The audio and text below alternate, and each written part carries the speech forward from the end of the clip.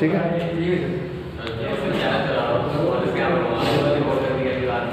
बात कर रहे हैं हम replacement and jacketing material, it means प्रतिस्थापन और जैकेटिंग पदार्थ। हम पहले बता रहे थे इपॉक्सी इसके बारे में बता रहे थे, तो क्या था हमारा टॉपिक? इससे पहले हमने क्या पढ़ाया था? आपको क्या पढ़ाया था, याद नहीं है क्या? बताइए। रेट्रोफिटिंग सब्जेक्ट था हमारा, रेट्रोफिटिंग। तो रेट्रोफिटिंग का जो थर्ड पार्ट है हमारा रिप्लेसमेंट एंड जैकेटिंग मटेरियल, मतलब क्या है और जैकेटिंग मटेरियल है क्या चीज़? इट मीन्स कि जो हम रिप्लेसमेंट कर रहे हैं मटेरियल का, जो मटेरियल है उसको रिप्लेसमेंट कर रहे हैं। जैसे अगर हमारे पास कोई बिल्डिंग है या स्ट्रक्चर है, तो स्ट्रक्चर में क्या होता है, हमारी दरार आ जाती है, क्रैक्स आ जाती है, फिसस आ जाती है, या हमारे बिल्डिंग का कोई पार्ट क्या हो जाता है, कोलैप्स हो जाता है ना। सपोज जैसे ही अगर कोई बिल्डिंग है, यहाँ बिल्डिंग क्या होगी, हमारी दरार आई, हम बात कर रहे हैं तो इसमें क्या होती है 5 mm या 20 mm तक की आ सकती है, या उससे भी ऊपर हो सकती है ना। तो जो अर्थक्वेक की कंडीशन पर डिपेंड करता है, या टाइम डिपेंडेंट कि लोड कितना हमारा कंटिन्यूस वे में चल रहा है, तो उस हिसाब से हम क्या करते हैं, रिप्लेसमेंट करते हैं या जैकेटिंग मटेरियल का यूज़ करते हैं। उसमें फर्स्ट लाइन है हमारा ऑर्डिनरी पोर्टलैंड सीमेंट। हिंदी में बोलते हैं इसको ऑर्डिनरी पोर्टलैंड सीमेंट को क्या बोलते हैं? साधारण पोर्टलैंड सीमेंट कंक्रीट। क्या बोलते हैं हिंदी में? साधारण सीमेंट पोर्टलैंड,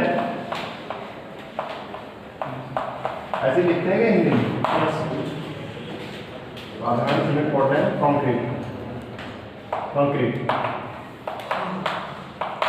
तो इसका जनरली हम यूज करते हैं जो है, जो हमारी दरार होती है, हमारी क्रैक्स होती हैं, वो कितने mm तक की बन सकती है? हमारी जो दरार होती है तो बोलते हैं फिसर्स, इंग्लिश में फिसर्स, वो 20 mm तक की होती है, अप टू 20 mm तक। क्या कर सकता है जो ऑर्डिनरी पोर्टलैंड सीमेंट होता है, जनरली 33 ग्रेड, 43 ग्रेड या 53 ग्रेड, है ना। तो ऑर्डिनरी पोर्टलैंड में हम कौन सी यूज करते हैं? मैक्सिमम 43 ग्रेड यूज करते हैं सीमेंट। तो उसका क्या करते हैं हम, क्या बना लेते हैं, एक पेस्ट बनाते हैं सीमेंट कंक्रीट का, और उसको हम क्या करते हैं, जो दरार है हम उसको क्या करते हैं, दोबारा से इसको स्ट्रेंथ को गेन करने के लिए उस मटेरियल का यूज करते हैं। इसका ऑर्डिनरी पोर्टलैंड सीमेंट का, जब ऑर्डिनरी पोर्टलैंड सीमेंट का गेन करते हैं तो जो क्या करते हैं, जो स्ट्रेंथ, जो पुरानी स्ट्रेंथ होती है, कि पुरानी स्ट्रेंथ जो है एज कम्पेयर टू अब क्या है कि स्ट्रेंथ उसकी नहीं आ पाएगी ना। जो पहली स्ट्रेंथ है अब क्या है, जैसे एज घट रही है, अब सपोज आपकी बिल्डिंग है ना, तो बिल्डिंग क्या हो रही है, इसका टाइम पीरियड अब से 10 साल पहले बनी, तो उसकी स्ट्रेंथ में कुछ ना कुछ क्या होगी, कमी हुई होगी। जब कमी हुई होगी तो स्ट्रेंथ जो है, नई स्ट्रेंथ जो होगी वो ज़्यादा होगी, है ना। बट यहाँ क्या है, strength of new concrete, it means जो नई कॉन्क्रीट जो हम स्ट्रेंथ देख रहे हैं उनको जो रिप्लेस कर रहे हैं। सपोज जैसे कि ये आपका कोई बिल्डिंग है, आपकी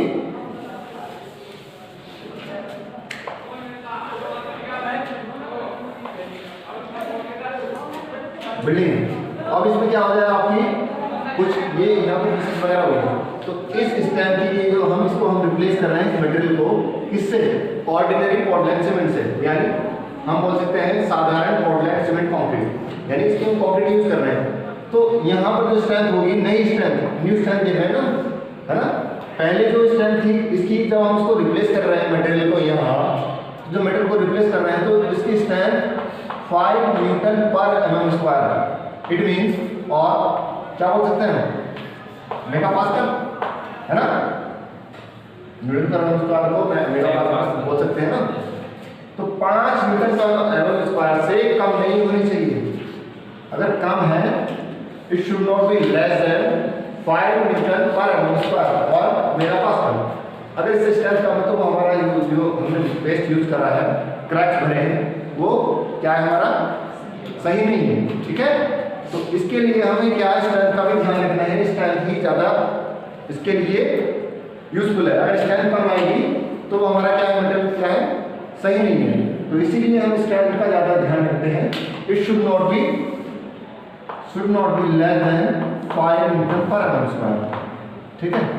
आप जनरली जानते हैं कि आरसीसी में या आपने पढ़ा होगा प्री स्ट्रेस रेनफोर्समेंट कंक्रीट में जो कैरेक्टरिस्टिक स्ट्रेंथ होती है हमारी एफसीके, वो 95% से मैक्सिमम होनी चाहिए, more than 95% of concrete strength मतलब 95% से ज़्यादा होनी चाहिए कंप्रेसिव स्ट्रेंथ जब हम नया कोई स्ट्रक्चर डिजाइन करते हैं, और it should be fail less than 5 metre per M square. ये हमारा आरसीसी में भी है ना, यस कंक्रीट में। तो यही वहीं से कॉन्सेप्ट उठाया गया है कि यहाँ पर जो नई स्ट्रेंथ आएगी हमारी वो 5 न्यूटन पर एम स्क्वायर से कम नहीं होनी चाहिए। अगर हमारी कम है तो वो स्ट्रक्चर के लिए यूजफुल नहीं है, ठीक है। उसमें चेंजेस करेंगे स्ट्रेंथ लाने के लिए, हम क्या सीमेंट पेस्ट ज़्यादा यूज करेंगे या सैंड को हम कम करें, है ना। ये सब हम देखेंगे कि आपका क्वेश्चन लेना है, हम पहले टेस्ट करेंगे उसके बाद उसको हम मटेरियल को यूज करेंगे ताकि अगर आपका इनके एनी केस आए तो उसमें स्ट्रेंथ क्या है फिर से वो रिगेन कर ले जो हमारी बिल्डिंग है स्ट्रक्चर है, ठीक है। आपको समझ आ जाऊंगा। नेक्स्ट वन है आजकल जो हो रहा है हमारा, जो हम बात कर रहे हैं ऑर्डिनरी पोर्टलैंड सीमेंट की। आजकल जो क्या करते हैं कि जैसे अगर फिसस दरार बनी होती है तो क्या करते हैं हम शुष्क जो है हमारा मटेरियल यूज़ करते हैं, यानी मिक्स कर लेते हैं, पहले प्रोपोर्शन बना लेते हैं सीमेंट सैंड का, एग्रीगेट का, ऑर्डिनरी पोर्टलैंड सीमेंट का, और उसको क्या करते हैं दरार जो है हमारी फिसर्स हैं उसको हम क्या कर देते हैं, उसको बोलते हैं आजकल के जो बोलते हैं ड्राई पैक बोलते हैं या शुष्क पैक बोलते हैं उसको। उस पैक को क्या करते हैं फिक्स करते हैं, उसके बाद उसको हम क्या करते हैं गिली कर देते हैं, वो क्या हो जाती है वो बाइंड अप हो जाती है और स्ट्रेंथ गेन कर देती है, ठीक है। ये हमारा जनरली क्या होता है ड्राई पैक की कंडीशन में भी आता है। वेटेड कंडीशन में ना करना चाहिए, वेटेड का मतलब क्या है गीला करके ना यूज़ करें तो हम ड्राई पैकिंग बोलते हैं। इसलिए हम जनरली जो आजकल जो दिनों की यूज हो रही है कि इजी टू वर्क है ना, ट्रांसपोर्ट फैसिलिटी में भी अच्छी होगी, मतलब एक दूसरे one place to another place हम उसको इजीली मूव ले जा सकते हैं।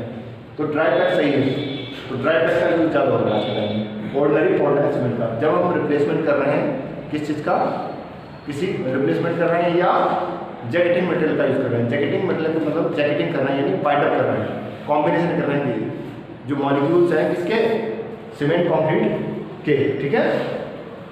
अब नेक्स्ट वन है हमारा जिप्सम सीमेंट मोर्टार। तो जिप्सम आप जनरली सब जानते हैं जिप्सम क्या है ना, जिप्सम की जो प्रॉपर्टी होती है जिप्सम फॉर्मूला क्या होता है इसका CH4 आई थिंक ये है ना हाफ H2 हाँ ठीक है। तो जिप्सम जो होता है ये क्या करता है अगर ये मैक्सिमम मिल जाए जितना मोर होगा जिप्सम क्या है जिप्सम जितना ज़्यादा होगा सीमेंटिंग मटेरियल की जो स्ट्रेंथ होगी वो क्या हो जाएगी मतलब सेटिंग टाइम जो होगा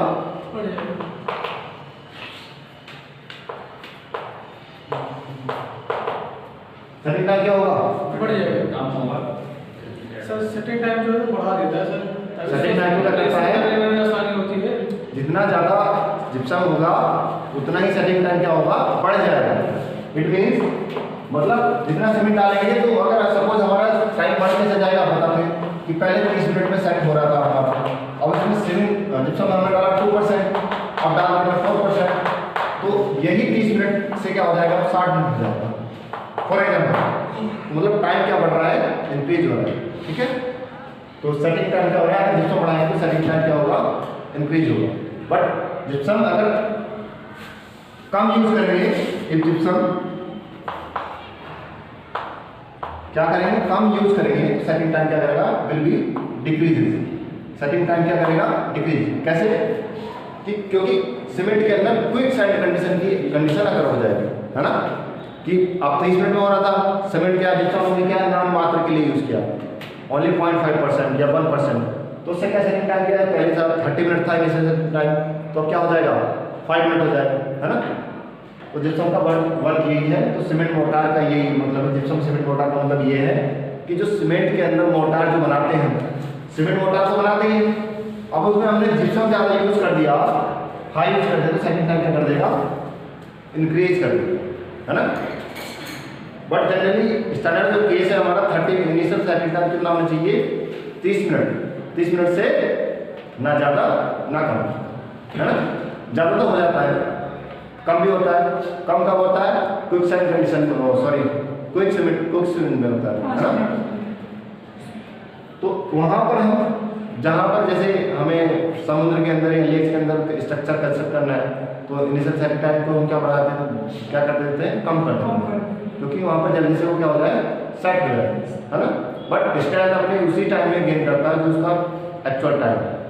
कॉन्क्रीट जो है स्टैंड उसी टाइम गेन करेगी। तो हम सीमेंट जिप्सम मोर्टार का यूज कर सकते हैं। मोर्टार में आप समझ सकते हो तो जिप्सम का सीमेंट प्रोपोर्शन है, उसमें क्या करते हैं सैंड का मिक्सअप कराएंगे और वो क्या बन जाएगा हमारा जिप्सम सीमेंट मोर्टार बन जाएगा। उसको हम जहाँ भी हमारे क्रैक या फिसस है उसको हम एज ए इसको जैकेटिंग मटेरियल के रूप में इसको यूज करेंगे, है ना, या रिप्लेस कर देंगे जहाँ पर हमारा क्या है दरार है, फिसस है, या कोई हमें बिल्डिंग का कोई पार्ट में स्ट्रक्चर में क्या रिप्लेस करना है वहाँ पर, ठीक है। मोर्टार का मोटा कॉन्क्रीट नहीं है इसलिए रिप्लेस करते हैं जहाँ पर हमारी दरार हो, ठीक है, जिससे हमारे जो ज्वाइंट है उस टाइम क्या हो जाए फिर से रिगेन हो जाए। नेक्स्ट वन है हमारा क्विक सेटिंग सीमेंट मोर्टार। अब देखो यहाँ मैं वही जो बता रहा था quick setting cement mortar. Quick setting cement में क्या होता है हमारा कि जो सीमेंट है हमारा वो क्या करता है तेजी से सेट करता है। तेजी से सेट कब करता है आपको पता है, हमारे पास प्रॉपर्टी है क्या का सीमेंट की C3S C2S और क्या है C4AF और C3A। बट हमको क्विक सेटिंग सीमेंट में देखना है C4AF जो होता है फ्लैश सेट, फिर इसके बाद C3, इसके बाद C3S और फिर ये। तो हमारा डिक्रीजिंग ऑर्डर हो जाएगा हमारा C4AF C3A, इसके बाद C3S और C2S।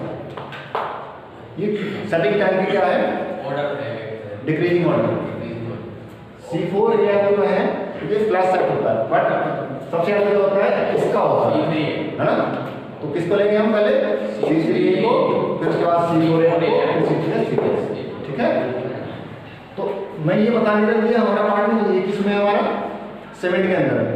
मैं तो ये बता रहा हूँ क्विक सेटिंग सीमेंट का जो पार्ट है हमारा, क्विक सेटिंग सीमेंट का मतलब क्या है कि जहाँ पर दरार होती है हमारी क्विक सेटिंग सीमेंट मोर्टार की, तो वहाँ फिसस को भरने के लिए वहाँ पर सपोज आपका कहीं स्ट्रक्चर वैसा उसको तेजी से स्ट्रेंथ गेन करने के लिए सेट करने के लिए हम क्या करते हैं क्विक सेटिंग सीमेंट का यूज़ करते हैं।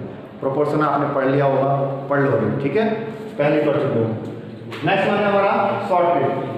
शॉर्ट ट्रीट में क्या करते हैं, शॉर्ट ट्रीट भी जैकेटिंग मटेरियल है, उसमें क्या करते हैं एक इंस्ट्रूमेंट होता है इसके अंदर। इंस्ट्रूमेंट में क्या करते हैं उसको उसके अंदर एक प्रेशर बनाते हैं। किसका इसका प्रेशर बनाते हैं सीमेंट का प्लस सैंड।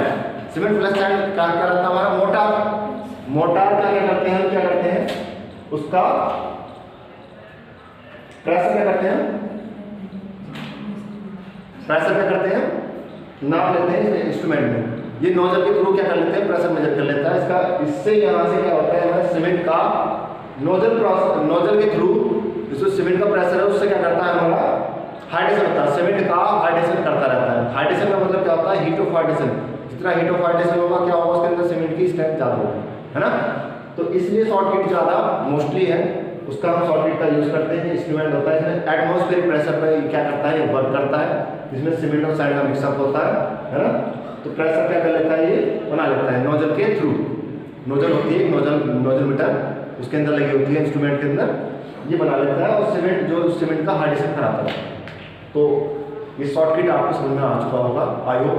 मैंने चार बताया, ordinary Portland cement, second one is gypsum cement mortar, third one is quick setting cement and fourth one is short heat, ठीक है। आई होप आप सभी को ये सब समझ में आ गया होगा। ये अब चैनल में सब्सक्राइब